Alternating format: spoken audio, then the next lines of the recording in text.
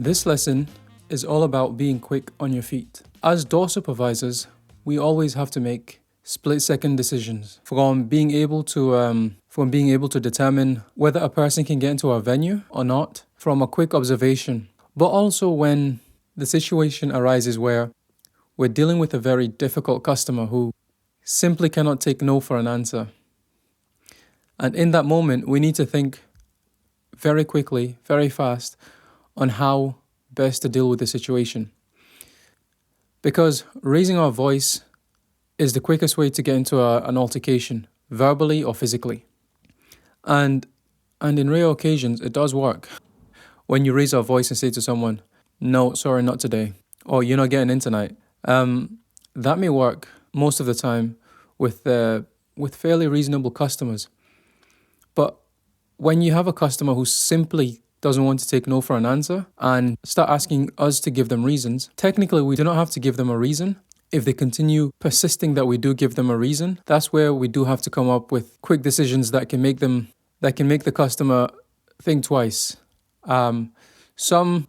Sometimes in some venues you do have the police waiting outside, and one thing every venue does not like is having a direct interaction with having the police be directly involved in matters, especially inside the venue. However, if it's outside and the police just happen to pass by, that is something that is welcomed, because if there's a difficult customer and the police are there, generally they can be called over to assist the situation, or generally they can be called over or give the individual an ultimatum. Either they get ticketed for disturbing the peace, which means taking their record and putting in the police database, or they make the right decision and leave on their own. Now, when the police happen to not be around, then it still applies that we're able to think on our feet, whether it's dealing with customers directly trying to enter a venue or with a situation that's happening inside. Because a lot of the training you receive as door supervisors does not entirely prepare you for all the varied outcomes in different venues and different situations. Although the course is long in itself, a full work week, it still, as I'm sure you can imagine, won't be enough to deal with any eventuality that can and has happened in the world of door supervision and for those working with the public, because there's not a single situation that can be predicted, 100% planned for, without there being one or two unexpected incidents. Therefore, it's of massive advantage to the door supervisors who is able to move fast and think on their feet to handle a situation that they may not have handled before. I'll give you an example. This particular night, I happened to be on the door on my own, and a group of guys came up. Immediately, I could tell they were not getting in for several different reasons. But the most obvious one was they were both clearly drunk. And the second one was, based on the venue's preferred clientele, they did not suit the criteria for what the venue was looking for on that particular day, or in general, what the venue is looking for. However, knowing that it was myself on the door, and violence is never an option, and always aiming to avoid situations becoming violent, whether physically or verbally, I made the decision that although I do not have to give them a reason, I understood that these two guys could potentially be reasoned with from the way they approached me. And once they came up to me and asked if they can get in, of course, they were drunk, as I've said.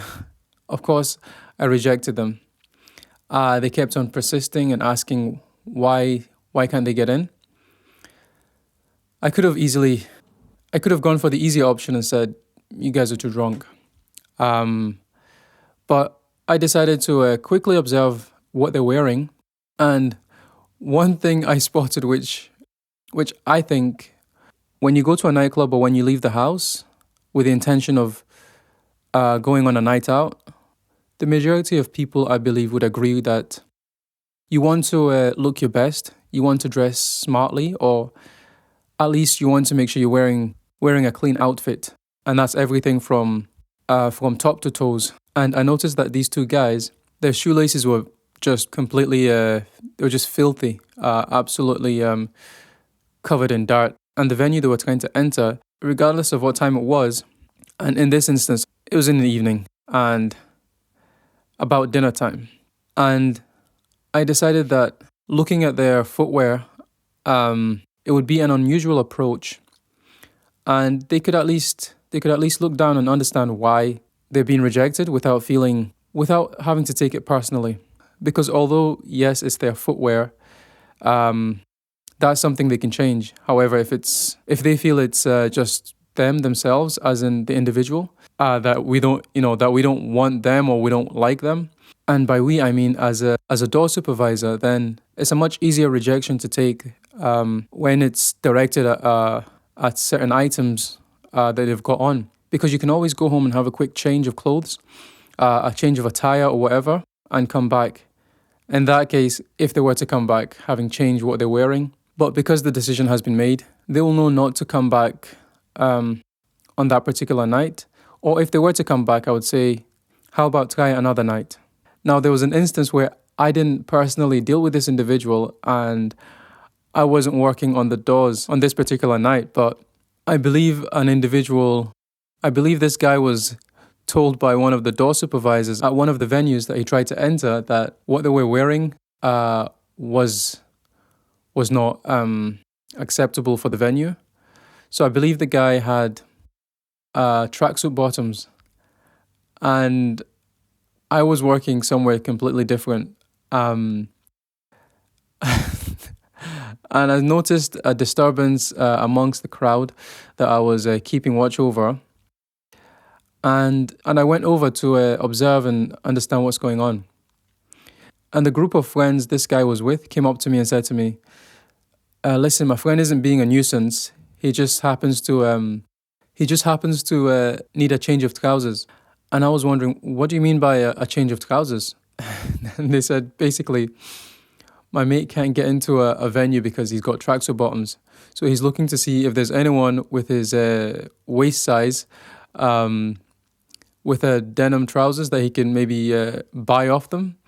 And I thought that was the most ridiculous, most ingenious thing I ever witnessed. Like the most unusual way to try and get into a venue. This is something I did not think I would ever see working with the public directly. But so this guy took what the security officer said quite literally and decided that maybe they lived too far away to travel home and get changed, but they decided that it would be quicker to spend the money, to give the money to some complete stranger for their for what they're wearing, for their trousers, instead of making the decision to try another night. And on this particular night, it was fairly cold. I don't know what happened afterwards, if they managed to come to an agreement to sell the trousers, but all I know that it was just completely unusual, quite bold from this particular guy. But yeah, that's pretty much all I wanted to say on this lesson, is that we've got to be able to think on our feet, because the industry is fast-paced. The work we do, the way people, the emotions of humans are so fluid that we can never tell from 1 minute to the next what can happen, how they can react to what we say. Therefore, to be able to really think on our feet is one of those lessons you don't expect to be taught in the classes, but I guess it's something you find out while you're on the job. Yet I figured, why not share it so that new guys coming in can then understand, can then be able to anticipate and prepare for that eventuality, to be able to think on our feet. That's it for this episode. I hope you guys enjoyed it, and I look forward to seeing you on the next episode.